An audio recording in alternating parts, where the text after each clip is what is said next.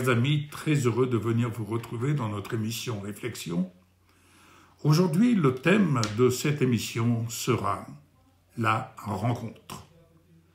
La parole de Dieu nous dit « Si vous demeurez unis à moi et que mes paroles demeurent en vous, demandez ce que vous voudrez et vous le recevrez. » Évangile de Jean, chapitre 15, verset 7, selon la Bible français courant.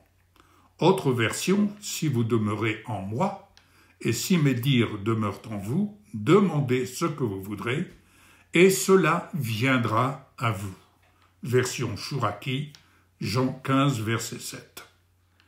Demeurer en Jésus, c'est avoir conscience que nous ne vivons plus selon nos pensées corrompues, du fait que ce monde, dans son rôle d'influenceur toxique, ne cesse de promulguer les fruits de la corruption de son corps de faute, c'est-à-dire séparé de la gloire de Dieu.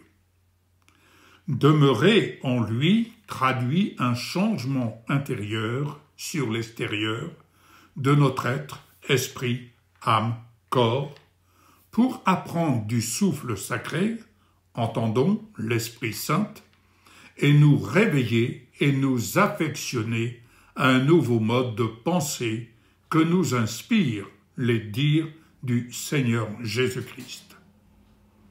Tel aux noces de Cana, le changement de l'eau en vin opéré par Yeshua, et le conseil de sa mère, Marie, en soutien aux disciples, faites tout ce qu'il vous dira.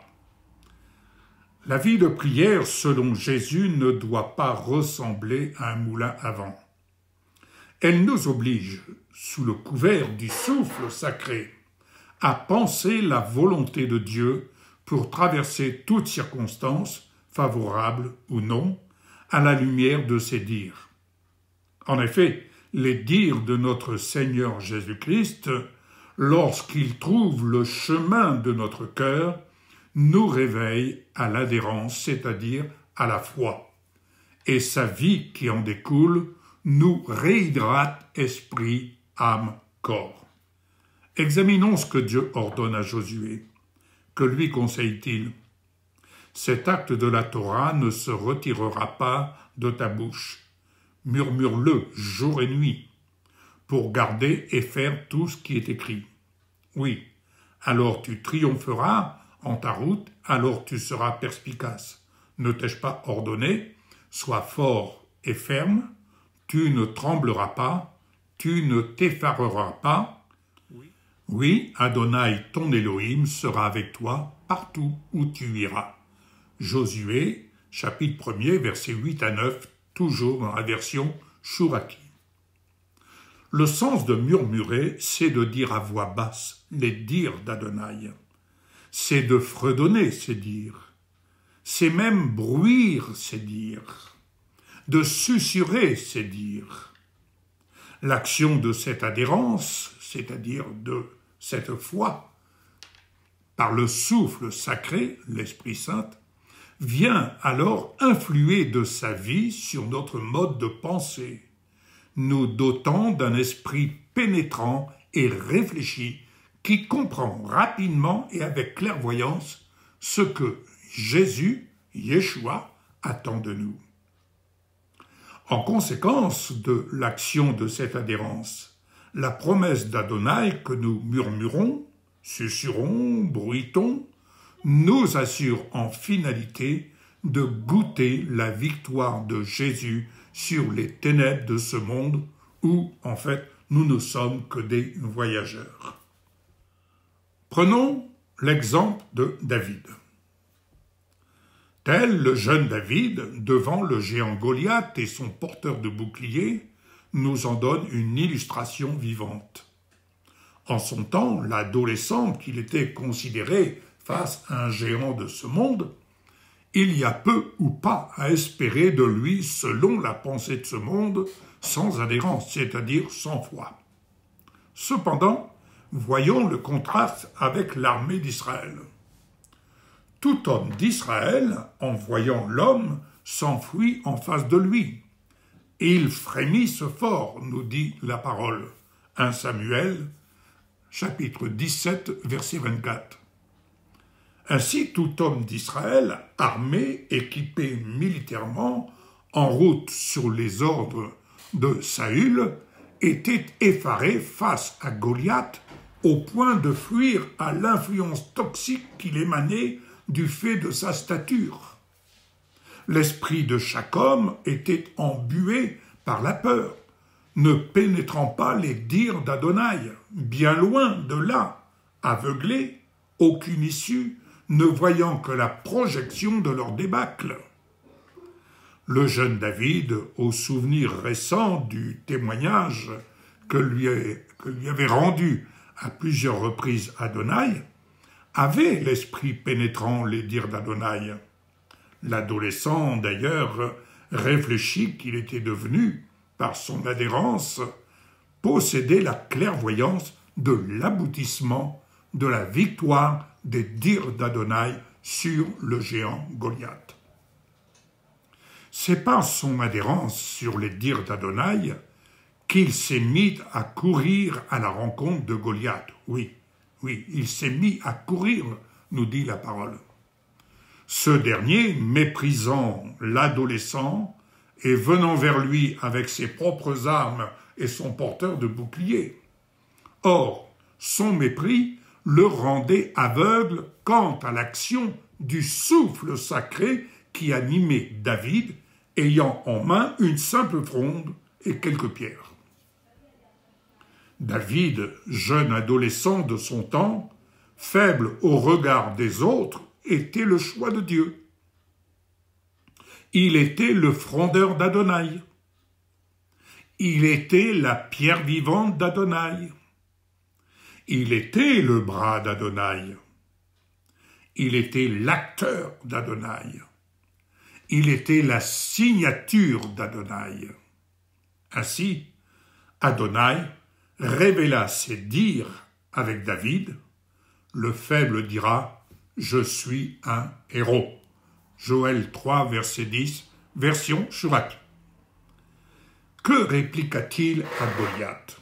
Là, David va se montrer comme étant le substitut, proclamant, faisant entendre les dires d'Adonai. David projette à la face de Goliath la sentence d'Adonai résultant de l'expression de son mépris.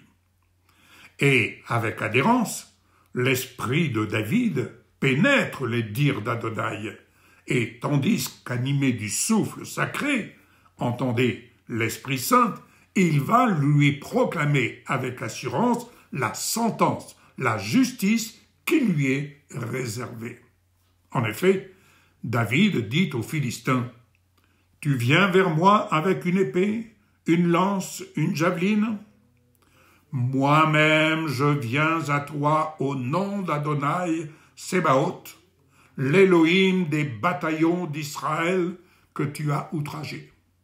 Ce jour, Adonai t'enfermera dans sa main.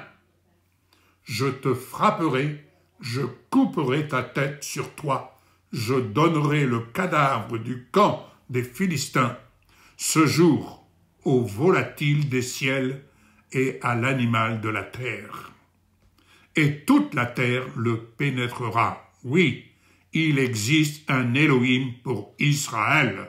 Alléluia.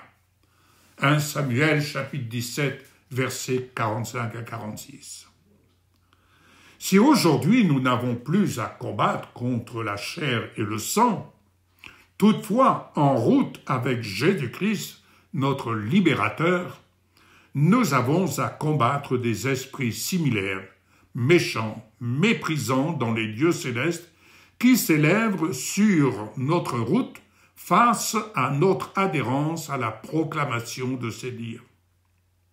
Nous avons à leur résister par une adhérence, c'est-à-dire une foi ferme, notre esprit pénétrant les dires d'Adonai qui nous sont assurés éternellement par Yeshua. En finalité, lorsque nous sommes assurés que le sang de Jésus, de Yeshua, est la marque de notre adhérence, de nos pensées ajustées, étalonnées sur les dires d'Adonai. Et ce que nous lui demandons se doit alors de se conformer à ses dires. Les pas de notre adhérence vont alors à la rencontre de la bénédiction d'Adonai qui, elle, de son côté, vient et viendra à nous le moment venu sur notre route. C'est ce que Jésus nous enseigne et nous témoigne dans ce verset en introduction. Oui, demandez et cela viendra à vous. David, les pensées animées des dires d'Adonai, assuré dans son adhérence, courut vers Goliath.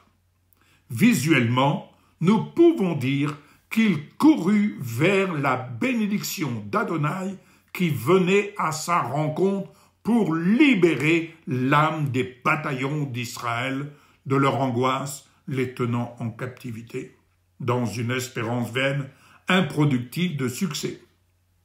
Bien-aimés, n'hésitez donc pas un instant à délester de vos pensées ce qui reflète votre volonté propre, toxique à votre adhérence, et l'affaiblissant plutôt que vous la fortifiant et la rendant fructueuse à tout point de vue. Comme je le souligne plus haut, votre vie de prière ne doit pas être semblable ni rendue à l'expression d'un moulin à vent par une confession incessante, répétitive des dires de Dieu qui ne produisent que peu ou pas de résultats. Au contraire, en toute simplicité de cœur, laissez-vous habiter des dires de Dieu en les murmurant, les fredonnant, les susurrant, de telle manière qu'il façonne, sous l'influence du souffle sacré, votre mode de pensée juste, de progrès en progrès, à la rencontre de la révélation de votre union véritable à Yeshua glorifié. Ainsi, votre esprit pénétrera de degré en degré la vie de Yeshua qui, de son côté, vous réhydratera esprit, âme et corps de sa vie. Alors, tel il est, tel vous aussi, vous deviendrez de progrès, en bonne santé, à l'image de votre âme. Épître de Jean, 3e épître de Jean, chapitre 1er, verset 2.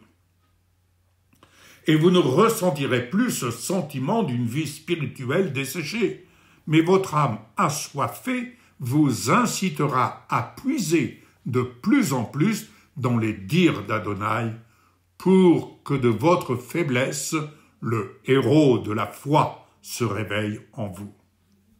Vous comprendrez alors que vous n'êtes pas orphelin, orpheline, ni abandonné. La présence du souffle sacré vous insufflera les désirs de Yeshua qui se portent sur vous. Allez à sa rencontre, car lui aussi vient également à votre rencontre par ce message inspiré.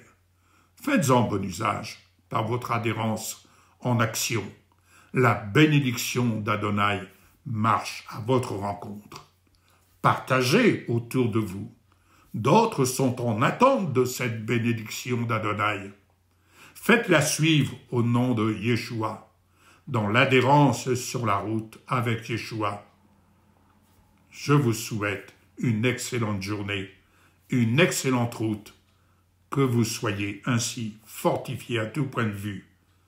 À très bientôt dans une prochaine émission, Réflexion. Soyez assurés que nous prions et que je prie personnellement pour vous. Au revoir.